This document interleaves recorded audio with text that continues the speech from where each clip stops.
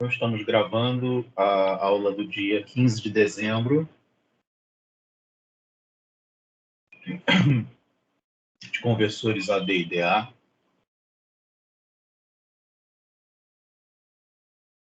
A gente passou pelos conversores R2R, esse aqui, que é um conversor digital analógico, né? E depois a gente passou pelos conversores AD. Então, existem 4 diferentes tipos de conversor AD. É o rampa simples, aproximação sucessivas, rampa dupla e o conversor flash. Então, estão faltando esses dois aqui para essa aula. A gente já deu esses dois primeiros. Então, esse aqui é o rampa simples. Basicamente, o rampa simples, você sobe a rampa até o valor que é o valor da entrada, né? O valor da entrada é comparado. Então, você sobe a rampa até o valor da entrada. Quando você ultrapassa o valor da entrada, você termina a conversão. Então, esse é o conversor rampa dupla. Rampa simples, aliás, desculpa. O aproximação sucessivas é a mesma coisa, só que ao invés de você comparar com a rampa, você compara bit a bit, né? Então, você coloca um bit em 1, verifica se é maior, coloca o próximo bit em 1, verifica se é maior. Então, o conversor aproximação sucessivas, ele faz a mesma coisa que o rampa simples, só que ele vai verificando bit a bit se o bit precisa ficar ligado ou não.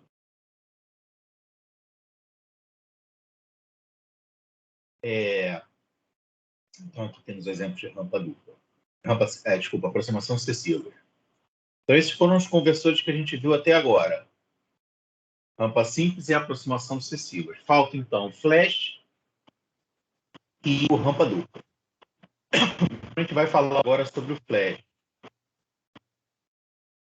O conversor flash é um conversor cuja ideia é bem simples. Basicamente, você colocar uma série de resistores de valor igual. Nesse caso aqui, eu tenho 4 resistores, mas podiam ser mais, né? A gente vai ver isso. E eles dividem a tensão de referência. A tensão de referência aqui, na verdade, é a tensão máxima. É o V máximo que você pode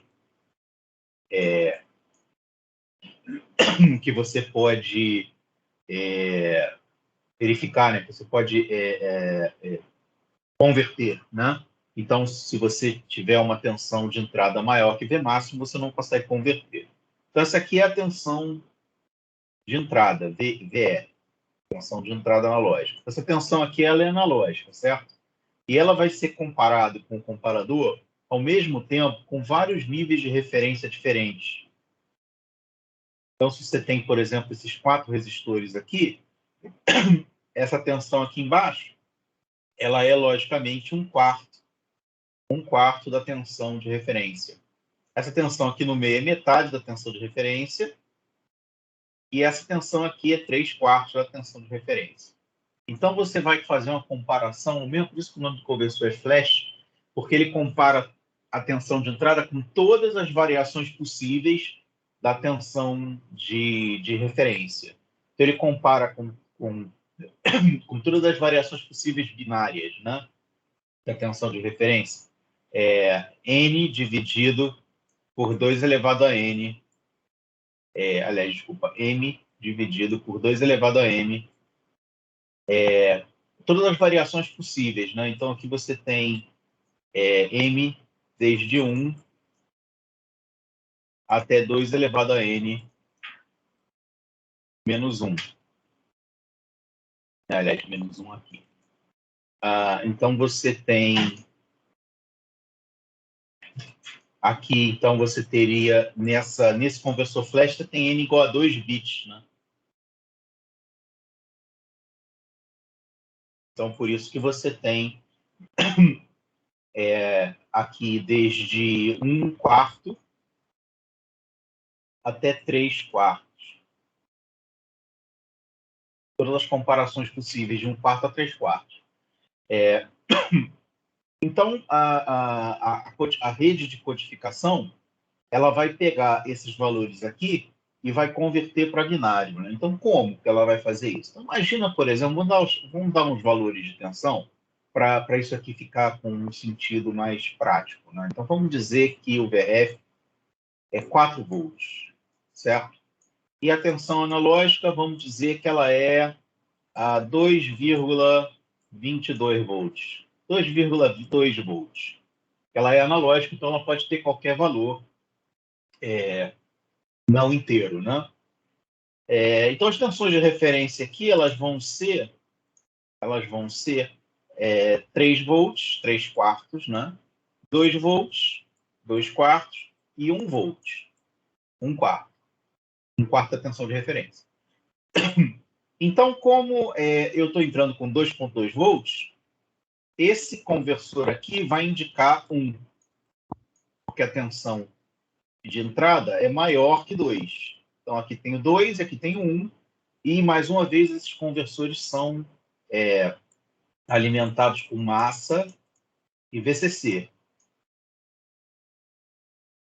Todos eles. Como eles são alimentados por massa e VCC, se a tensão positiva, se V+, for maior que V-, você tem 5 volts de saída, que é 1, né? Então, eles são comparadores digitais. Se o V- for maior que o V+, você tem 0 volts. Então, aqui você vai ter 1. Aqui, 2,2 é maior que 2, então você vai ter 1. E aqui, 2,2 é menor que 3, então você vai ter 0. Então, você vai ter aqui 0, 1, 1. E 0, 1, 1 é convertido pela rede de codificação, que na verdade é um circuito lógico comum, né? Você converte para 1, 0. Por que para 1, 0? Porque esse aqui seria o primeiro nível, esse aqui seria o primeiro nível, esse aqui seria o segundo nível, esse aqui seria o terceiro nível e esse aqui o quarto nível. Então, esse aqui seria o 0, o 1, o 2 e o 3. Então, você converte. Essa conversão aqui existe porque aqui você tem 3 comparadores, mas, na verdade, você só tem 4 possibilidades, que é a possibilidade 000, 001, 011 e 111. Por que você só tem 4 possibilidades aqui? Porque não tem como esse cara aqui ser 1 com esse aqui sendo 0. E como é que ele vai ser maior que 1/4? Aliás, desculpa, maior que 2/4 e menor que 1/4? Não tem como. Né? Não tem como você ter um circuito nesse esquema aqui. Não tem como esse cara aqui ser 0. Né? Então, isso aqui é impossível. Esse cara aqui ser 0 e esse cara aqui ser 1. Aliás, desculpa. Isso pode. Isso pode. O que não pode é esse cara aqui ser 1, enquanto esse aqui ser 0. Porque se esse cara aqui é 0, significa que a tensão é mais baixa que 1/4. Mas se esse cara é 1, a tensão é acima de meio. Então, isso é impossível. Né? Não é possível você ter essas condições. Então, na verdade, o número de condições que você tem de entrada são 4. Ele pode ser mais baixo, né? Isso que significa essa tabela aqui, né? Essa tabela aqui indica que a tensão é mais baixo que 1/4, né? Então, esse cara aqui indica mais baixo que 1/4. Esse aqui indica de 1/4 a 2/4. Esse aqui de 2/4 a 3/4. E esse aqui acima de 3/4.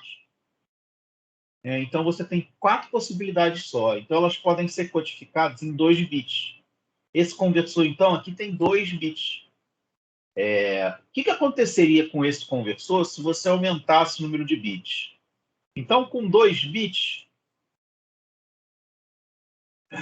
você tem 4 níveis. 4 níveis.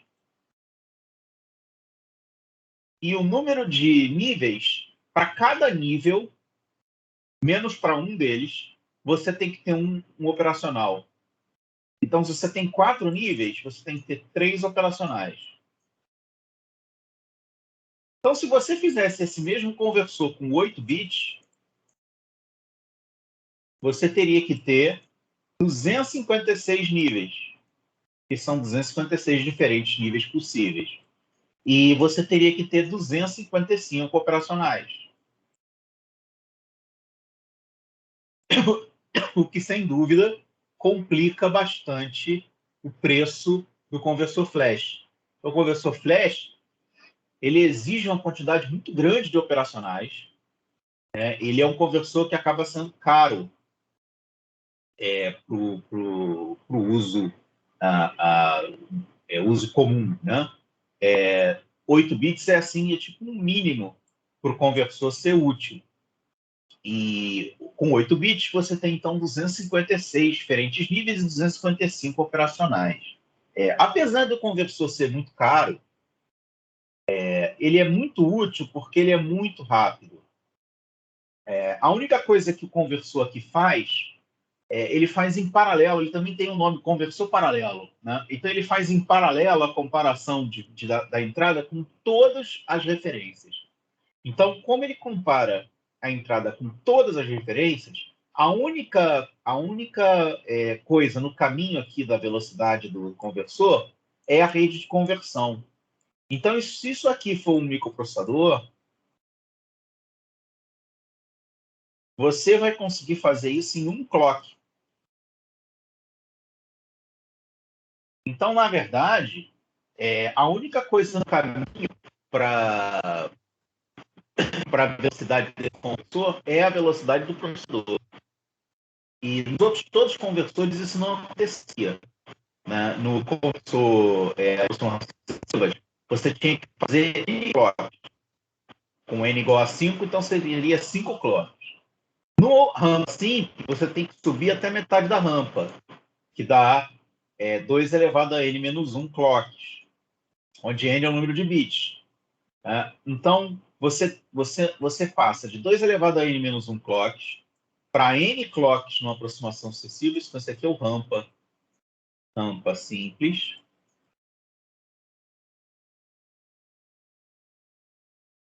Você passa para o N, que é o aproximação sucessivas, e você passa para 1 no conversor flash.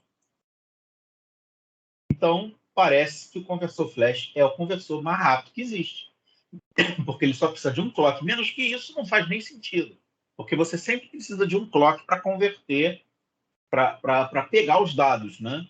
Então, o conversor flash vai precisar de um clock, ou talvez 2, dependendo do tipo de processador, né? Dependendo da forma com que o processador funcione. Mas ele é, assim, assustadoramente rápido. Em compensação, ele é extremamente caro, porque você precisa de uma quantidade enorme de operacionais que ainda é explosivo exponencialmente. Você precisa de 10 bits, por exemplo, 10 bits é o padrão de conversão de vídeo para baixa qualidade. Hoje, né, já foi 8 bits.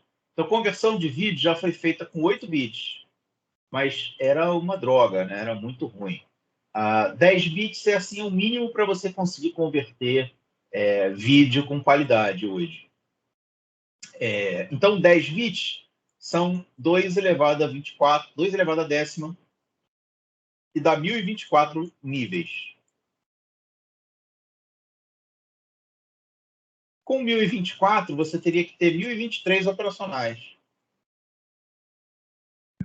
Então, esse conversor acaba sendo caro nesse sentido, porque você precisa de muitos operacionais. Né? Então, antigamente, essas placas de conversão de vídeo eram placas enormes, cheias de chips, porque eles precisavam de muitos e muitos operacionais para poder fazer a conversão. Lógico que isso mudou completamente. Hoje você tem chips muito menores, né? E placas muito menores de conversão, né? Então, mas você precisa do conversor flash ainda, ou seja, você vai ter isso aqui tudo dentro do mesmo chip, né? Porque o conversor flash é o único que consegue converter sinais de alta frequência. Sinais de alta frequência, como, por exemplo, o vídeo. Porque o vídeo é muito rápido. Como o vídeo é muito rápido, você precisa de um conversor rápido o suficiente para pegar as variações do vídeo, né? Então, ele é bem legal, é, porque ele é rápido. É o conversor mais rápido que a gente tem disponível. A principal aplicação dele é conversão de sinais rápidos, que é a conversão de vídeo, principalmente, né? Embora você possa usar para qualquer coisa, lógico. Depois que a gente falou sobre o conversor mais rápido que existe, a gente vai falar sobre o conversor mais lento que existe. Então, a gente saiu do mais rápido para o mais lento que existe. O conversor rampa dupla é o mais lento de todos os conversores. Mas, apesar dele ser o mais lento de todos os conversores, ele é também o mais preciso. E isso parece ser tipo uma padronização de conversor, né? O conversor, quanto mais preciso ele for, mais lento ele é. Faz até bastante sentido isso. Então, a ideia do conversor rampa dupla é você pegar o sinal de entrada, passar por uma chave. Essa chave, então, aqui seleciona o sinal de entrada. Então, isso daqui é a entrada. A entrada aqui é VA.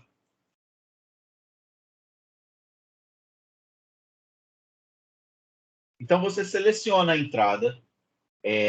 Inicialmente, essa chave está batida para VA. E aqui está escrito menos VA, tá vendo? Então, se você está medindo um sinal positivo, isso significa que aqui vai ter um operacional extra, que não está aqui no desenho, eu estou desenhando agora, mas um operacional extra com ganho negativo, né? Então você teria, sim, operacional extra com ganho negativo, com ganho -1. Esse cara aqui seria R, esse aqui seja R, esse cara aqui para massa, e nisso você tem o VA positivo aqui, né? Então, eu não desenhei o operacional, mas imagina-se que você tem um operacional que converte VA para menos VA. Né? Então, se a tensão aqui for 2 volts, ele converte para -2. Ele é um inversor. Né? Inversor, lógico, precisaria de tensão negativa aqui, menos V, senão ele não vai conseguir converter. Né? Mas isso é bobagem. Eu não estou falando sobre isso agora. Na verdade, eu estou imaginando aqui que a tensão de entrada já chega negativa aqui nesse ponto. E aqui ela é selecionada pela chave. A chave seleciona duas tensões possíveis. Uma que é positiva, que é a tensão de referência, que é, novamente, a máxima tensão que você pode converter, 5 volts, 10 volts, sei lá. E ele seleciona a sua tensão, que é obrigatoriamente negativa. Então, a ideia do conversor é você entrar com 2 volts, ele converte para -2, e aqui tem a tensão máxima de leitura, digamos 2,2, né? Como a gente converteu no outro circuito, entramos com 2,2, menos 2,2. Você entra com 2,2, ele converte para menos 2,2 e ele compara com 5 volts de referência. Aliás, eu usei 4 volts no outro circuito, né? Mas tanto faz. Pode ser 4 também. Então, aqui acontece um efeito bastante interessante. Isso daqui é um integrador, né? Ele tem um capacitor aqui no lugar do resistor no lugar do resistor de realimentação, você tem aqui um capacitor. Né? E qual o efeito que isso vai causar no circuito final? Se você lembrar de operacional, você lembra que aqui você tem o circuito de curto virtual. Né? Então, a tensão entre o V- e o V+, ela tende a ser próxima a zero. Isso acontece em todo circuito que tem realimentação. Né? Então, todo circuito que tem realimentação, em que você usa operacional com realimentação, você tem o que a gente chama de curto-circuito virtual, ou seja, a tensão entre esses dois pontos aqui ela tende a zero. Se a tensão, então, aqui tende a zero, vai aparecer aqui uma corrente que vai ser VA dividido por R. Por quê? Porque a tensão de um lado é VA, a tensão do outro lado é zero. Aqui eu não esqueci um resistor. A tensão aqui, então, é zero, a tensão do outro lado é VA. Então, você vai ter uma corrente, né? Aliás, desculpa, menos VA. Você vai ter uma corrente nesse sentido, do positivo para o negativo, né? Que vai ser VA sobre R. Bom, essa parte aí foi fácil. Mais lógico, se você lembra das suas aulas de operacional, você lembra que essa corrente aqui, ela não está vindo do operacional, porque aqui você tem o circuito aberto, o circuito de alta impedância, né?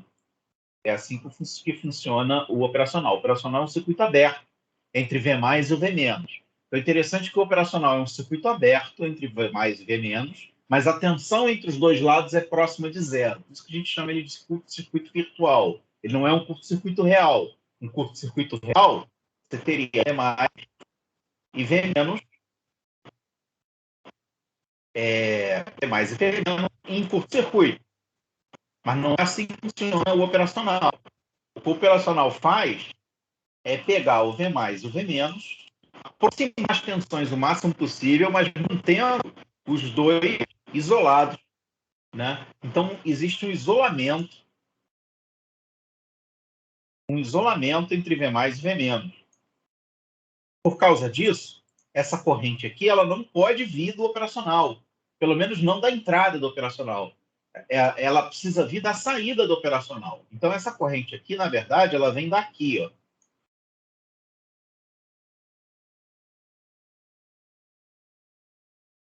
Então, isso é uma coisa bastante interessante. O operacional pode dar corrente para o circuito na saída.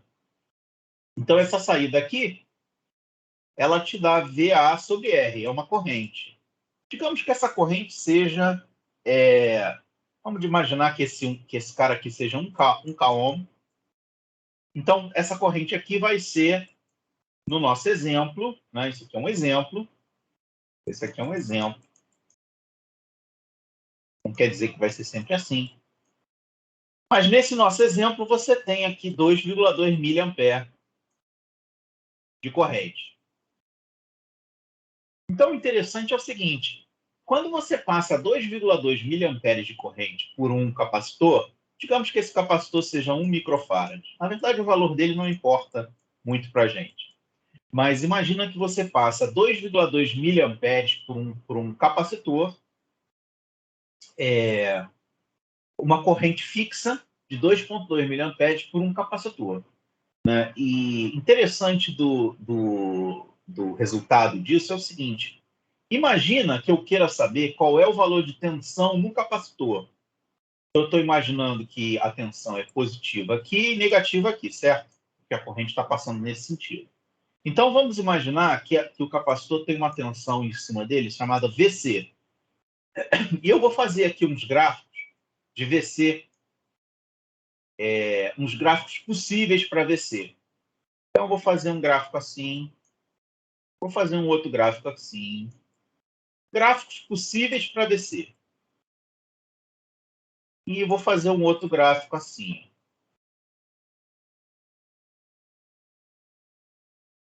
Imagina que isso fosse uma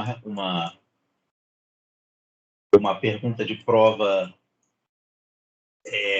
objetiva, né? Qual o gráfico que melhor se aproxima da variação de VC conforme o tempo?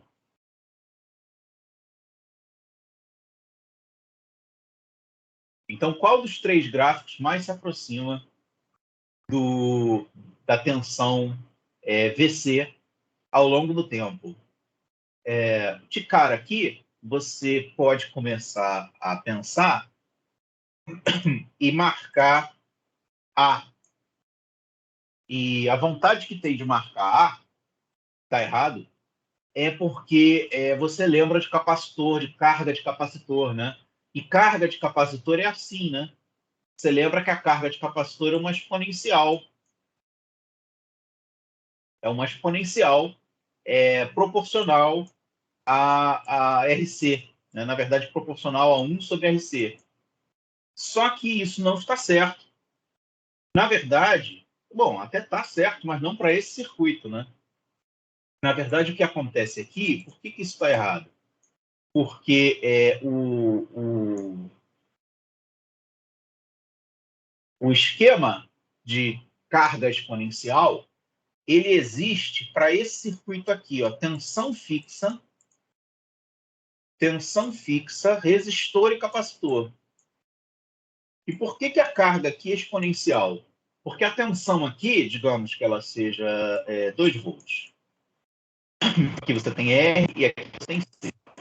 A tensão no capacitor, ela vai aumentando à medida que você liga esse circuito. Então, quando ela é 1 volt, você tem uma determinada corrente. Mas a tensão vai subindo. Quando ela chega a 1,5, essa corrente aqui diminui. Porque a DTP diminui. 1,5 menos 2. Aliás, 2 menos 1,5. Se essa tensão aqui chega em 1,9, a corrente cai bem mais. E, na verdade, o que você tem aqui é um esquema que você nunca chega em 2 volts. Né? A cada vez que você se aproxima mais de 2 volts, a corrente diminui cada vez mais. Então, você tem uma exponencial assíntota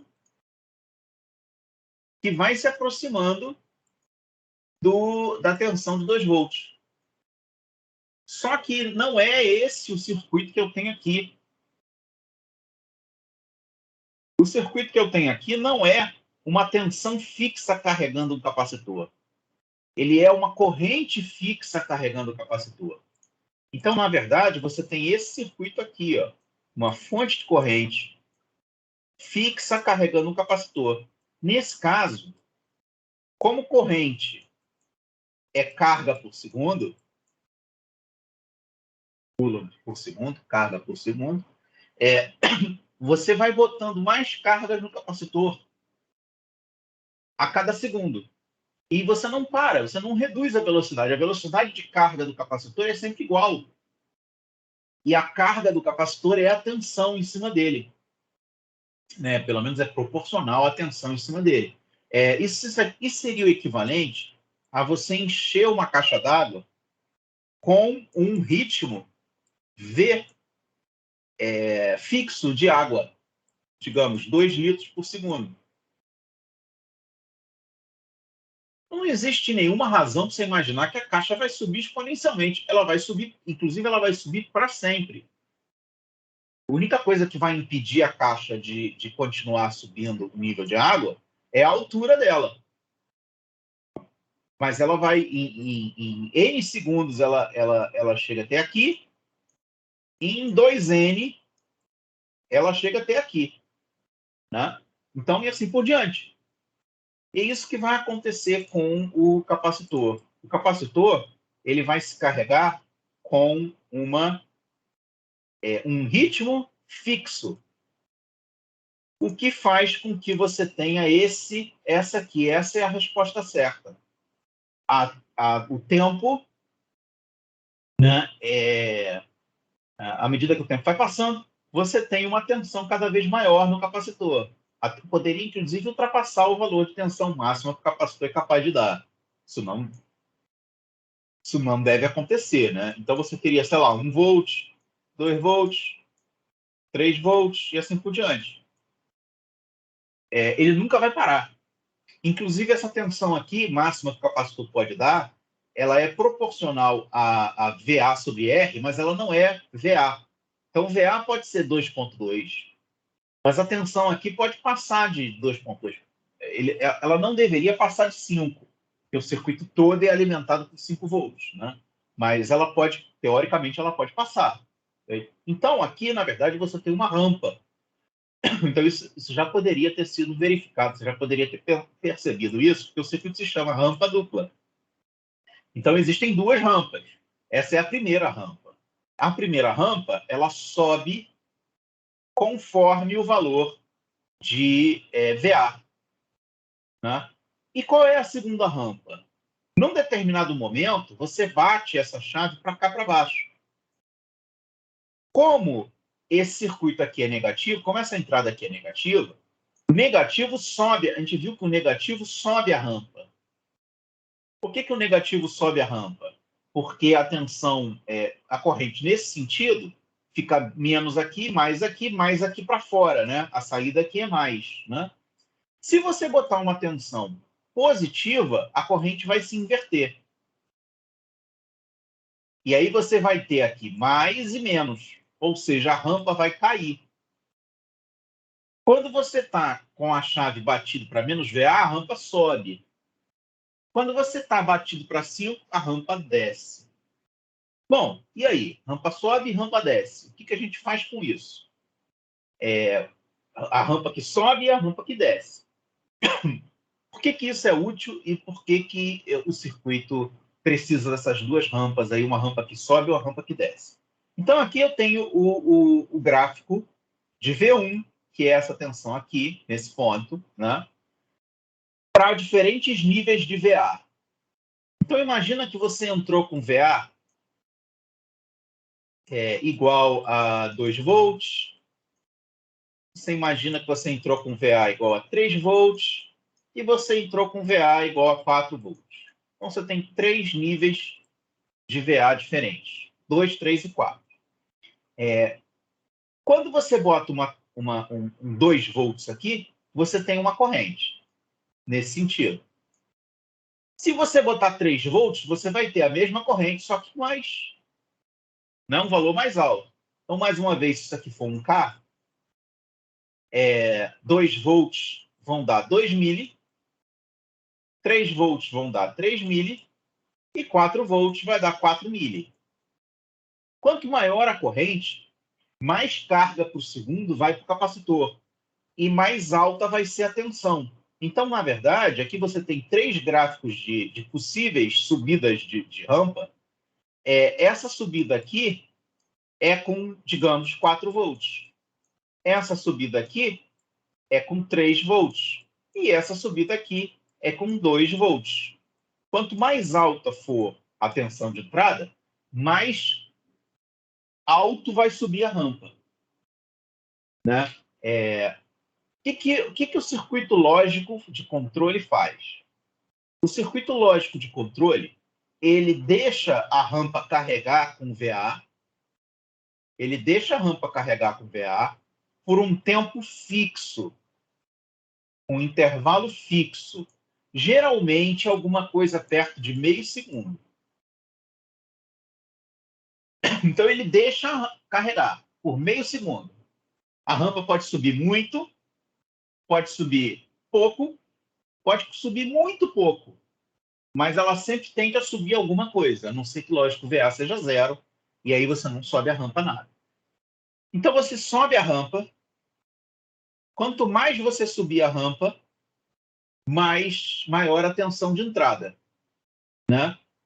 Então, se você subir, sei lá, com 5 volts, você subiria mais ainda. Bom, não tanto quanto eu botei aqui, né? Mas você subiria mais ainda.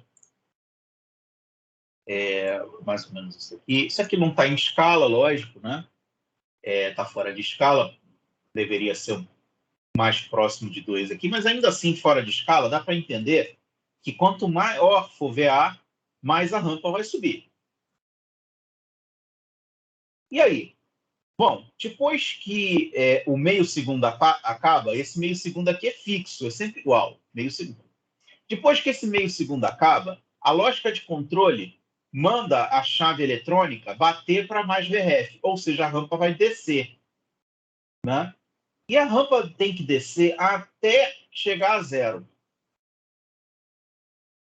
Então pode demorar pouco, pode demorar um pouco mais, ou pode demorar muito. Depende do quanto você subiu. Então, imagina que você está no primeiro andar de um edifício. Você sobe a escada no tempo fixo, digamos, 50 segundos. Lógico, meio segundo é muito pouca coisa. 50 segundos. Então, você sobe 50 segundos. E depois você desce até o zero. E interessante é que isso pode ser uma medida de capacidade cardiovascular ou capacidade aeróbica da pessoa, né? Quanto mais você subir, maior a tua capacidade aeróbica. Mas aqui, então, quanto mais você subir a rampa, maior é a, né? Que é a tensão de entrada. O tempo, a descida, né? A descida, ela pode demorar muito, menos e muito pouco. Essa descida aqui, ela tem que ir até o zero de tensão, até o VI ser zero. Como é que ele sabe que o VI é zero? Aí você entra com o segundo comparador. O segundo comparador compara a tensão VI com 0 volts. Então, isso aqui só é 1. A saída do conversor só é 1 quando VI for 0. Né? E enquanto o VI não for 0, ele continua puxando o VRF, ele continua descarregando o capacitor. Então, ele carrega o capacitor na subida da rampa e ele descarrega o capacitor na descida da rampa. Então, isso daqui seria a carga. E esse aqui seria a descarga.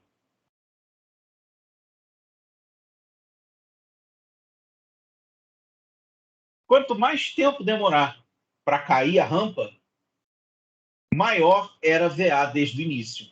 Então, aqui você tem 3 tempos diferentes, digamos, T1, T2 e T3. Então, você tem T3 maior que T2, maior que T1, porque você tem VA1, VA2 e VA3. VA3 maior que VA2 e maior que VA1. Essa medida aqui de tempo, o tempo que demora para descarregar a rampa, ela é proporcional à tensão de entrada. Então, na verdade, a gente pode dizer que esse conversor transforma a tensão em tempo. Ela transforma a tensão de tantos volts em tantos segundos de queda da rampa. É uma conversão de tensão em tempo, em temporização. Né? Uma coisa também interessante é o seguinte: a subida da rampa ela é proporcional ao valor de VA. Quanto maior o VA, mais a inclinação da rampa é alta. A descarga ela é feita com retas paralelas. Por quê? Porque ela é sempre feita na mesma tensão. Por exemplo, 5 volts. Como ela é sempre feita na mesma tensão, ela é fixa. Né? Ela tem a mesma inclinação. Aliás, seria mais correto dizer que ele é 4 volts, porque eu usei a tensão máxima como 4 volts. Né? E se você olhar aqui, é a mesma inclinação. Ó, é a mesma inclinação. Esse triângulo aqui seria isósceles. Né? É a mesma inclinação. Então, ele sobe com inclinações diferentes e desce sempre com a mesma inclinação. Né? A segunda rampa, então, tem inclinação fixa e a primeira rampa tem inclinação variável. Outra coisa, a primeira rampa tem tempo fixo. A segunda rampa tem tempo variável. O que então o microprocessador que está aqui na lógica de controle, o que o microprocessador vai fazer? Ele vai pegar o tempo de descida, né, e vai usar o tempo de subida e a tensão de referência para descobrir qual é a tensão original. Então, existe uma fórmula simples que é VA vai ser VRF vezes T2 sobre T1. Interessante é o seguinte, imagina que T2 seja igual a T1. T2 é igual a T1. Se o tempo de descida, T2, for igual ao tempo de subida, T1, você usando essa fórmula, você encontra VA igual a VRF. O que faz o maior sentido, porque você sobe e desce com a mesma inclinação.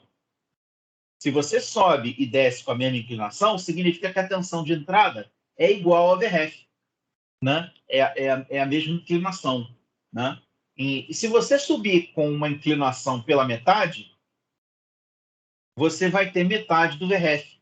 Então, na verdade, esse circuito nada mais é que um comparador da tensão de entrada com VRF. Aliás, todos os conversores AB são assim. Todos eles comparam VA, tensão de entrada, VIN, com VRF.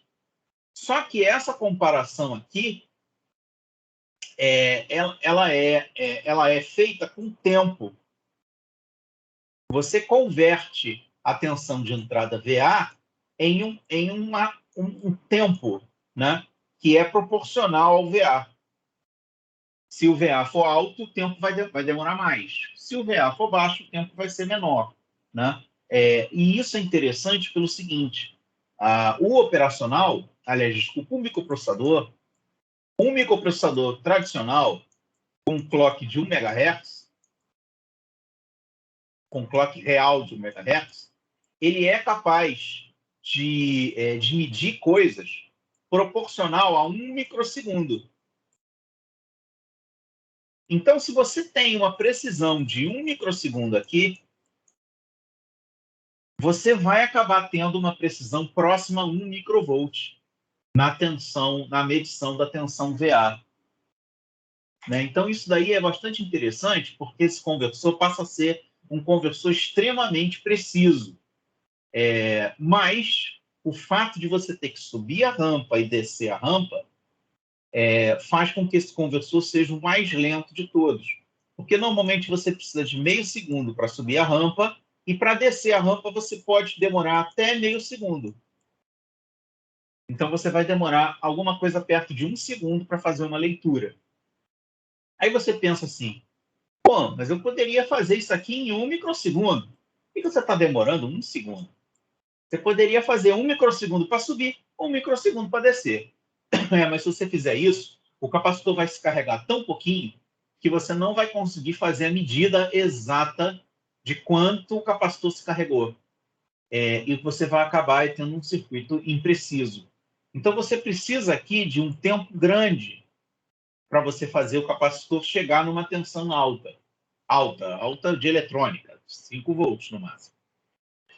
Mas, ou seja, esse tempo aqui precisa ser alto o suficiente para que a rampa atinja um valor suficientemente grande de tensão para você poder medir o tempo de descida. Mas apesar dele ser lento, estupidamente lento, ele é extremamente preciso. Né? Ele é um conversor extremamente preciso. Outra coisa que ele é legal é que ele é um conversor naturalmente RMS. O que quer dizer que ele é naturalmente RMS? Se o sinal de entrada VA, ao invés de ser uma tensão fixa, ele for uma maluquice qualquer, então digamos que o VA não é uma tensão fixa, ele é uma tensão que tem uma variação. Digamos que ele seja isso aqui, ó. Assim. Um tempo em 5 volts e o outro tempo em 0. Pode acontecer. Você está um tempo VA, um tempo em 5 volts, um tempo em 0. A rampa, ela vai subir só nesse momento aqui, ó. Nesse momento, a rampa não vai subir mais. Então, o que você vai acabar medindo? Você vai acabar medindo a média do sinal. Ou seja, você vai acabar medindo o RMS do sinal. O VA pode ser a maluquice que for, pode ser a senoide. Aliás, se ele for um senoide, não pode ter valor negativo, né? Só pode ter valor positivo. Então, imagina que ele seja assim, uma senoide. Ele vai acabar medindo o valor RMS. Né? Então, o interessante desse circuito é que ele é naturalmente RMS, ele naturalmente mede a tensão RMS. Isso é muito legal, porque você tem um circuito que não precisa ser adaptado a nenhuma fórmula, a nenhum esquema para virar RMS. Ele já é naturalmente RMS. O valor de entrada aqui pode ser a maluquice que for, pode ter ruído, e ele consegue medir o RMS do sinal, né? Nenhum outro conversor tem essa habilidade. Então, rampa simples, rampa dupla, rampa simples, aproximação sucessiva, flash, nenhum deles é capaz de fazer RMS. O único jeito de você fazer RMS com os outros conversores é você fazer um monte de medidas e fazer uma média, né? Esse aqui não precisa disso. O próprio desenrolar do sistema faz com que você tenha o RMS medido, né? Então, a vantagem principal é que ele RMS, ele é muito preciso, mas em compensação ele é lento, e ele é um pouco mais caro que os conversores tradicionais, porque ele tem que ter essa lógica, ele tem que ter uma chave eletrônica na entrada, né? Isso aqui é uma chave eletrônica, isso aqui não é uma pessoa apertando, né? Porque é uma chave controlada por um circuito lógico. Então, ele é um pouco mais caro, ele é mais barato que o flash, lógico, mas ele é um pouco mais caro que os outros conversores. Isso aqui pesa muito pouco. Isso aqui pesa muito pouco. O que realmente pesa muito é o fato dele ser lento em relação aos outros conversores todos, né? E, para terminar, a gente pode fazer uma comparação de todos os conversores que a gente aprendeu até agora. Todos os conversores AD são 4. Rampa simples, aproximação sucessiva, aula passada. Conversor flash, rampa dupla, essa aula. O rampa simples ele é muito barato, porque ele pode, inclusive, não precisar de microprocessador, mas, em compensação, ele é muito lento. E a aplicação é praticamente zero. Então, é um circuito que não tem aplicação. A única razão de você usar um rampa simples é se você tiver que fazer uma medição muito lenta e sem necessidade de precisão. Ou aproximação sucessiva, ele une o bom e o barato. Então, ele une o rápido e o barato. Porque ele é rápido, porque ele faz aproximações sucessivas. Então, ele faz isso aqui em N clocks, né? Esse cara aqui é 2N menos 1 clocks. Então, esse cara aqui é N clocks. O defeito da aproximação sucessiva é a baixa imunidade a ruído, a aula passada. Ele não é imune a ruído. Ruído causa muito defeito na medida do conversor, né? A aplicação principal é áudio. Porque áudio é uma coisa que N geralmente é alto, são 16 bits normalmente para áudio. Embora o N seja alto, ele não é um circuito tão rápido. Áudio não é um circuito com uma banda tão grande, tão rápido, né? Mas o número de bits é alto. O conversor AD do Arduino, ele é aproximação sucessiva, inclusive dá para usar para áudio, embora seja só 10 bits. A gente já fez um circuitinho aí de entrada de áudio no Arduino muito interessante, embora seja muito simples para fazer entrada de áudio. Eu já consegui fazer uns negócios bem legais com o Arduino. Você entra no áudio, ele modifica e joga o áudio para fora, né? E ele se finge de um efeito digital no áudio, né? É muito interessante o AD do Arduino, né? O AD do Arduino é aproximação sucessiva e, por causa disso, dá para usar, embora o N seja 10, dá para usar para fazer um negócio de áudio simples, né? E finalmente, o rampa dupla. O rampa dupla ele é um circuito naturalmente RMS. Ele é um circuito de alta precisão, mas ele é um circuito muito lento. E a principal aplicação dele é para multímetro. O multímetro precisa ser preciso, mas ele pode ser lento, né? Você normalmente não precisa no multímetro fazer uma medida rápida. Se você tiver um multímetro em casa, pega um multímetro, mede uma pilha e encosta na pilha rapidamente, assim, tum. Você vai ver que o multímetro não faz a medida. Ele só faz a medida depois que você coloca os terminais e espera pelo menos 1 segundo, que é o tempo que demora para a rampa subir e descer. Então, o multímetro ele não é capaz de fazer medidas rápidas. Normalmente, ele faz uma medida em 1 segundo. Os multímetros caros, aqueles minipas mais caros, né, os Minipas mais maneiros e os Tektronix mais maneiros, são os melhores instrumentos e medidas no mercado, os mais caros, eles costumam ter no display duas medidas. Então, você coloca aqui a tensão de entrada no multímetro, que você quer medir, digamos, 2 volts. E ele indica 2 volts, mas ele também indica 2 volts num bar graph, num sistema de bar graph. Esse sistema de bar graph, ele está alimentado com aproximação sucessivas. E o 2 volts, o display, está sendo lido com rampa dupla. Então, na verdade, ele tem 2 conversores internos. O aproximação sucessiva está ligado no bar graph. E o rampa dupla está ligado no sistema do display. Então, assim que você encosta na pilha, ele já mede alguma coisa. Mas ele demora um tempo para aparecer, 1,5 volts. Mas ele já mede alguma coisa. Ele simula um multímetro de ponteiro, um multímetro analógico. O multímetro analógico é bastante rápido também, né? Essa é a vantagem, principal vantagem do multímetro analógico. Ele é bastante rápido e você tem uma noção rápida de qual é o valor de tensão esperado ali daquele local. Enquanto o multímetro digital ainda está pensando e fazendo as contas, né? Essas contas aqui, né? Essa conta aqui, e ele está esperando a descer e subir a rampa, subir e descer a rampa, né? A aproximação sucessiva já fez a medida, né? Há muito tempo. Então, esses multímetros mais caros, eles têm esse sistema de dupla conversão, que tem o problema de ruído, né? Então, esse bar gráfico pode dar umas mexidas rápidas sem sentido, mas não tem problema. Você une o bom e o barato. Quer dizer, você une o melhor dos mundos, né?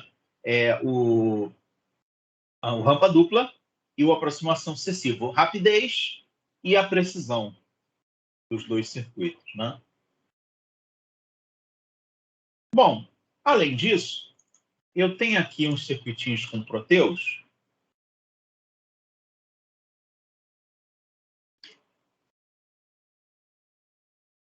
Eu posso mostrar para vocês. Mas faz um tempo que eu não mexo com esse circuito. Então, é interessante que eu vou mexer com esse circuito. Já há um tempão que eu não olho ele. Eu olhei ele há 2 semestres atrás. Faz um tempo que eu não dou essa aula de conversor. Porque desde a pandemia, nenhuma turma chega tão longe. Né? Tem muito problema de prazo. De novo aconteceu isso, né? Porque uma parte da turma já se formou. Então não vai ver. Eu só vou poder cobrar isso mesmo para uma turma inteira ano que vem. Né? Então, interessante que uma grande parte aí, infelizmente, uma grande parte dos alunos não pôde ver conversor AD, né? Tanto na turma anterior, a 4B anterior. Então, é uma coisa que é um problema mesmo de tempo, né? Estou procurando aqui. Conversor flash. Eu montei um conversor flash no Proteus, usando o PIC. Né? E como é que eu faço? Eu estou usando aqui 3 operacionais, ou seja, você tem 4 bits, 2 bits, né? E você entra com VIN, e aí você... aqui eu não coloquei nenhum display, nem nada, porque esse conversor é muito simples, né? Mas RB0, RB1 e RB2, RB0, RB1 e RB2, se os 3 forem 1, significa que o VIN é mais alto que 3/4 da tensão de entrada. Né? Então, o PIC sabe, através dos valores de RB0, RB1 e RB2, ele sabe qual é o valor de entrada. Né? Ele sabe se o valor de entrada está entre 3/4 e 2/4, ou entre 2/4 e 1/4, ou entre 1/4 e 0. Então, ele sabe qual é a distância para ele. Eu me lembro de ter colocado aqui um que tinha um display Eu não sei por que ele sumiu. Deixa eu olhar aqui, peraí. Proteus. Tá aqui, Flash. Tá. Esse aqui tem display. Ó. Então, quando você carregar isso aqui... esqueci de carregar o programa. Deixa eu carregar o programa. Vou carregar o programa, mesma coisa, eu vou lá no meu diretóriozinho. Aula Sistemas Digitais, Proteus, Conversor Flash. Carreguei o programa, ok. E aí ele te dá o valor de entrada. Você vê aqui que ele te dá um valor de entrada muito, muito droga. Ó. Se você entrar com 1.8, ele está dando 1 volt. Por quê? Porque ele só sabe que a tensão está entre 0 e 1/4. Né? Aliás, desculpa, entre 1/4 e 2/4. Entre 1/4 e 2/4, ele está entre 1 e 2. Então, ou ele escreve 1 ou ele escreve 2. Eu botei para escrever 1, mas você poderia botar para escrever 2. Você podia até escrever 1,5. Mas o fato é que esse conversor aqui, ele só mede, ele só mede a parte inteira da tensão. Você pode até achar, esse conversor é uma merda, porque ele só mede a parte inteira da tensão. Ele só tem 2 bits, né? Se você quisesse fazer isso aqui com 256 bits, ele poderia ser bem mais preciso, mas eu precisaria de 255 operacionais. Né? Então, esse conversor aqui é muito legal. Ele é muito rápido. Se você olhar aqui, cara, olha só, assim que eu aperto esse botão, ele já passa para 2. Né? Ele é um clock só, ele passa para... Ele já manda o valor para o display. Né? Então, ele é um conversor mais rápido que você tem disponível. Em compensação, ele gastaria muitos inputs do PIC e ele gastaria também muitos operacionais.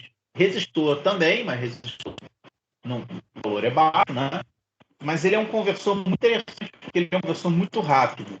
E se você só precisa de pouca precisão, dá para fazer isso aqui com poucos bits. Ele vai ser impreciso, mas muito rápido, né? Com poucos bits. Vamos então mostrar o rampa dupla. Por que o Proteus não lembra o diretório que eu estava? Eu não sei. Se ele lembrasse o diretório que eu estava, era muito mais fácil. Não precisava clicar em tantos lugares. Mas vamos lá. Rampa dupla. Aqui. Rampa dupla. Então, vou abrir aqui o rampa dupla. E esse circuito aqui, ele dá uma impressão ruim a primeira vez que você olha, né? Mas ele é bem fácil de entender. É o seguinte. Esse aqui são 2 chaves.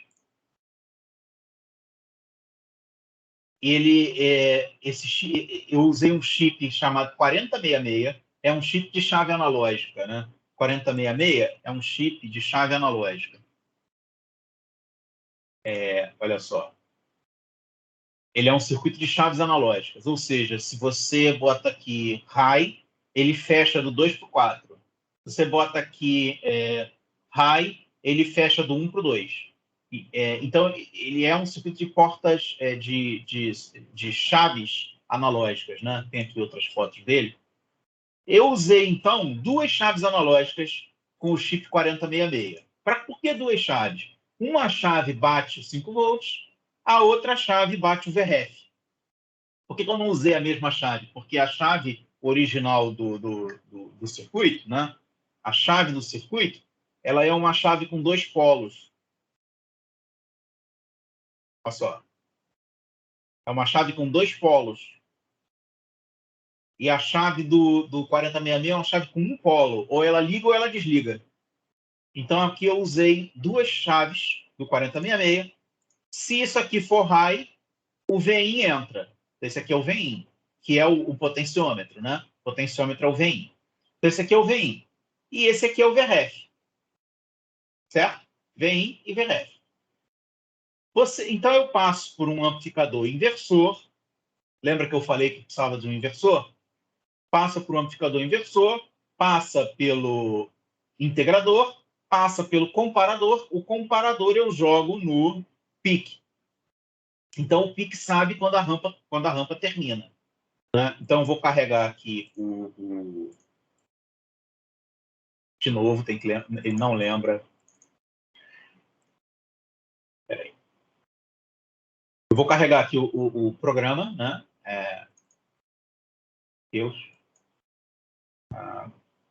Rampa dupla.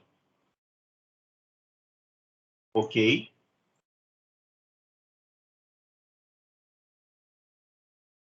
E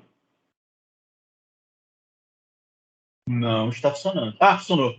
Ainda bem. Então, aqui eu vou mostrar aqui o osciloscópio. Então, o que você tem no osciloscópio? Você tem a rampa subindo e a rampa descendo. Se eu estou com a tensão aqui 5 volts, ó, eu vou reduzir a tensão aqui para 2 volts, mais ou menos. Ó, a rampa sobe menos, né, do que estava subindo e desce. Então, vou botar aqui de volta 5 volts.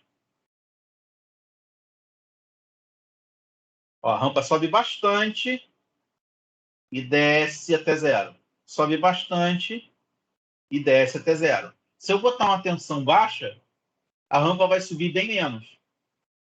Vou botar aqui 1,5 volt. A rampa sobe um pouquinho e desce. Ó, sobe um pouquinho e desce. Sobe um pouquinho e desce. A tensão de referência que eu estou usando aqui é 1 volt. Então, se eu botar aqui 1 volt de tensão de entrada, botar 1 volt de tensão de entrada, 1 volt mais ou menos, ó, de tensão de entrada, você tem o mesmo tempo de subida e o mesmo tempo de descida. E aqui você tem 1 volt. Esse conversor, apesar de ser assim, estupidamente lento, ele é muito preciso. Você consegue ter uma precisão assim, absurda com esse conversor, mesmo não usando muitos operacionais. Né? Então, aqui está bastante razoável. Deixa eu ver se eu consigo mostrar a precisão dele.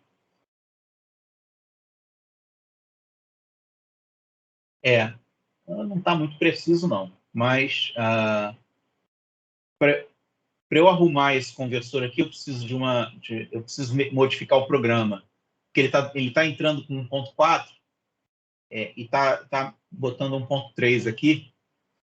Mas o fato é que se você arrumar o display para mostrar 1.4, se calibrar, ele vai ficar sempre igual. Né? Então, isso é um negócio muito legal do conversor. Todos os conversores são assim, você precisa calibrar. Né? Então, esse conversor não está calibrado. Ele está dando 1.42 de entrada e está medindo 1.39. Mas ainda assim dá para ver que ele é um conversor preciso, né? Porque a diferença aqui é 20 milivolts. É um conversor com precisão de 20 milivolts feito só com um PIC. Um input do PIC só é necessário. Os outros inputs são para o display, né? E ele é bastante preciso. A única coisa que você precisa fazer é calibrar. Ou seja, você precisa, com o outro multímetro, medir aqui para poder ter a exata medida. Isso é feito em fábrica também, né? A fábrica calibra o display, né? Para mostrar exatamente o mesmo valor de tensão. Então, isso seria possível de fazer. Essa calibração pode ser feita pelo PIC, né? O PIC pode multiplicar o valor de entrada. Mas ele é bastante preciso. O erro aqui está na faixa de 20 milivolts. Então, isso é um erro baixo, considerando que eu não tenho aqui nada muito especial para fazer a medida. Né? Olha só, 4.9, 4.8. Então, bastante preciso, né? Mais ou menos uns 20 milivolts novamente. Aliás, aqui está mais perto de 200 milivolts. Desculpa, 200 milivolts. Mas ainda assim, é uma precisão bastante boa, considerando que eu não fiz nenhuma calibração. Né? Então, o circuito do rampa dupla, ele é lento. Dá para ver que ele é lento. Eu modifico aqui, demora um tempo para modificar. Ó. Agora que ele modificou. Ó, vou modificar aqui. Agora que ele modificou. Né? Porque você precisa subir a rampa e descer a rampa. Mas isso também acontece com o multímetro tradicional. O multímetro tradicional, se você ficar variando a tensão rápido, ele não mede nada. né? E ele não mede nada porque ele tem o sistema de rampa subindo e descendo, né? Bom, pessoal, legal. Um monte de informações aí. Na próxima aula, a gente vai ver como que funciona os programas de rampa simples e rampa dupla, como é que eles funcionam para fazer a conversão funcionar, né? Então, por enquanto, a gente viu como é que funciona a lógica. E a gente vai ver na próxima aula como é que funciona o programa. Como que os programas de PIC são adaptados para funcionar como rampa dupla, para funcionar como rampa simples, para funcionar como flash e assim por diante. É isso. Pessoal, alguma dúvida? Eu não tenho não, professor.